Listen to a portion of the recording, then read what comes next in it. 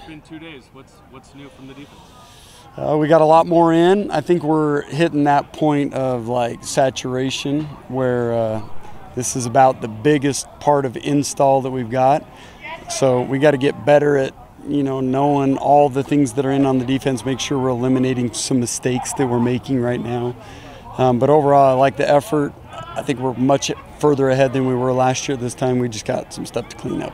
How solid are each of the position groups thus far in terms of who you can trust at this point? Not yet. No, not yet. So Saturday's a critical part of our progress. The scrimmage will be a big deal.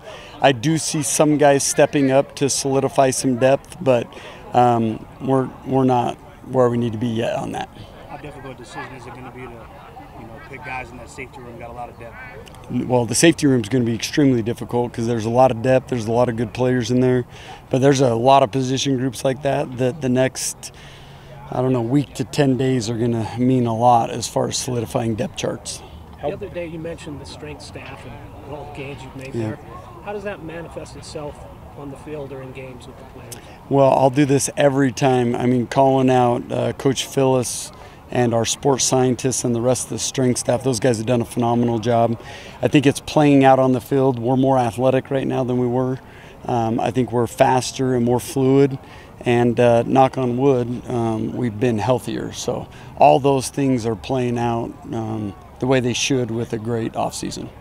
Will the scrimmage help you, going back to that question about figuring out your positions, how big will that be to help you kind of determine, okay, these may be 3 or 4 guys at each position? Yeah, this might be the biggest practice for that as far as fall camp goes, because once you get further on into fall camp and you do some of your other scrimmages, some guys will be sat. This will be a big deal to see if our starters are where they need to be. It will be a big deal on just moving up and down the depth chart for certain guys. Will this be fully live for everybody, including quarterbacks, to your knowledge? Yeah, I doubt we'll liven up the quarterbacks, but that will be A-Rod's decision on scrimmage time. We're about a week removed from, obviously, the Pimp Bywater news that we talked about last week and whatnot, but has anybody in that linebacker group kind of stood up really with a lot of reps that need to be divvied out with Ben's absence? Well, I think there's been a lot of guys that have stepped up. I think Jack Kelly's played very well. Glasker has really stepped up. He's been playing good. Harrison Taggart's way ahead of where he was last year at this time.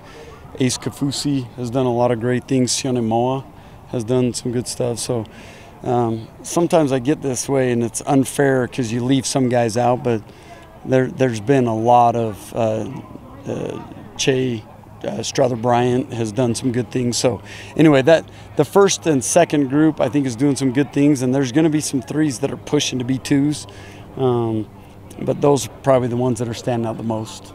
I'm glad you mentioned Shay, because I did want to ask you about him. When he got in the portal from UCLA and whatnot, did he reach out to you guys about coming here, or was this somebody that you guys identified as wanting to bring? I think that there was mutual, it was agreed upon that we had interest in him and he had interest in us. So I think it was mutual. Ultimately, we have to reach out to him, to make sure that he knows there's interest from our part. But I think it was pretty mutual. When it's not full-on tackling, how do you evaluate, okay, my guy would have made the tackle in this moment? What's that process? Well, that's extremely difficult, and we get so competitive. There were 3 or 4 times I'm in the ref's ear saying there's no way he would have got those extra 3 yards, and the offensive guys are on the other side of the field saying no way he can tackle us without us falling forward. And so those things get really difficult when you get competitive, but the key is you can't get guys injured, and you got to really stay within the confines of the tempo that we're playing. I think for the most part our guys do a pretty good job of that. What's your comfort level with your cornerback situation right now? Now we got to continue to add some depth there. We need 2 more guys to really step up and prove that they can play in the Big 12. I think we're heading in the right direction with that, but we're not there yet. Is it more? Where's Trey?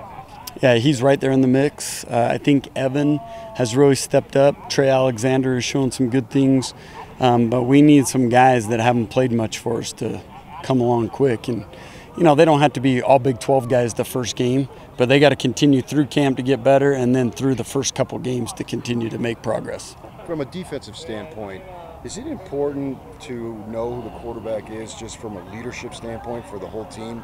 Isn't the defense don't really worry about that? No, I think that matters a lot, because the reality is you get the right guy, you get the right signal caller back there, and our defensive guys will follow that guy. I like the way both quarterbacks are handling the situation right now. But, yeah, I mean, I'll go to battle with some of these quarterbacks, and I know our defensive guys feel the same way. Would you have any input? Nope. You don't want any? Nope. No, behind closed doors, yes. I will talk to A-Rod about if he wants my opinion, but ultimately that's obviously his call and Kalani's call, and we have all faith and confidence in the world in what those guys do on that side of the ball. How important has it been to have analysts be able to coach on the field, allowing guys like Chad Kay and Gary to get involved? Well, I mean, you got two of the best front guys in the country that are here as analysts helping us, and you couple that with two really, really good, top-notch defensive line coaches, and I think our defensive front is as lucky as anyone in the country to have those guys coaching them. So that's made a big difference. I love the addition of those guys on the staff, and it's just good for me to have other knowledgeable guys that I can bounce ideas off of. Jay, what's been your impressions of some of the JUCO transfers on the defensive front, like Luke and Sonny early on? So really impressed with their potential. I know sometimes that can be a good or a bad word, but those guys are going to be good players in this defense. I like where they're at. There's always a lot to learn, especially for a JUCO guy. And with the complexity of our defensive scheme, they got a lot to learn, but I like their progression right now, and they're going to help us. Is Tommy Prassis running with the ones? He is running with some ones. It's like an interchangeable 1, 2, 3, and 4 with those guys right now. So I don't know who the one is. So he's in the mix. He's in the mix, yeah, for Micah sure. Harper back. How do you envision his role? How is he getting? Well, he's been playing some nickel. He'll play mostly safety, but we're using him in different roles to try to make sure our secondary's solidified in what we're doing. But that's the blessing of having Micah, because when he first got here, he was a corner. He's played very productively at safety, and we feel like he can be a good in-between guy. Mark Collins.